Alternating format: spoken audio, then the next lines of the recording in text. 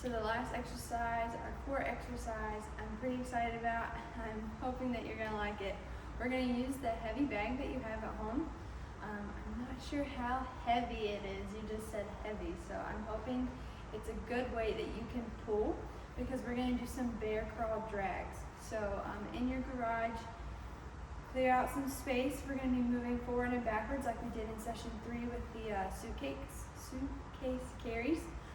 If you can't do this in your garage, you can go outside on the grass. That works too. It should pull, the bag should be easily dragged on the grass as well. Maybe not the pavement. So that's what we're going to be doing. So you're going to be in a bear crawl position the entire time. And so what that looks like is you're on your hands and knees at first. Hands underneath the shoulders, knees underneath the hips.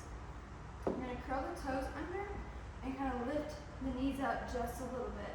Because when you do normal bear crawl, you don't want to round your back and you don't want your back to be sagging. You want to have a good strong core and you're moving slowly forward and backwards.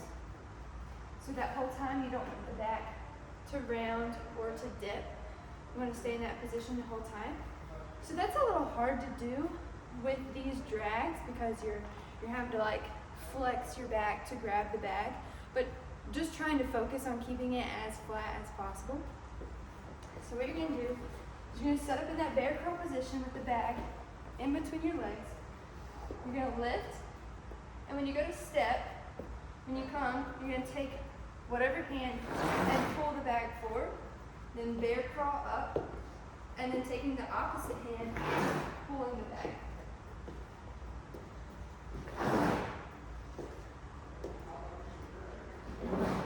And then once you hit the stopping point, you turn around.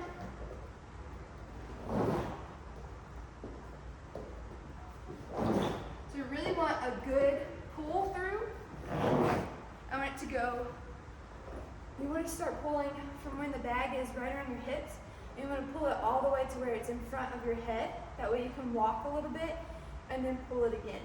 I want a nice good pull. I don't want little baby pulls, and I do want you to switch arms. So if you go with your right arm, the next time you pull through, it should be with your left arm. So we're doing those. We're doing 40 seconds, if possible. Trying to do 40 seconds one way, but I understand that might be difficult. 40 seconds is a long time. So if you can switch, like I just did, try to make it a little bit quicker than I did. But change directions and then keep going for the 40 seconds. Don't try to pause and take your time switching directions because I want you to try to be doing this for the full 40 seconds. And we're going to do 3 sets of these. So 40 seconds, 3 sets. Take your time in between them. If you can't tell, I'm winded and I only did like 10 seconds, not even probably. So these are a full body, really working the core, the arms. I'm just getting a little bit of cardio in. So that is going to be the last exercise of this session.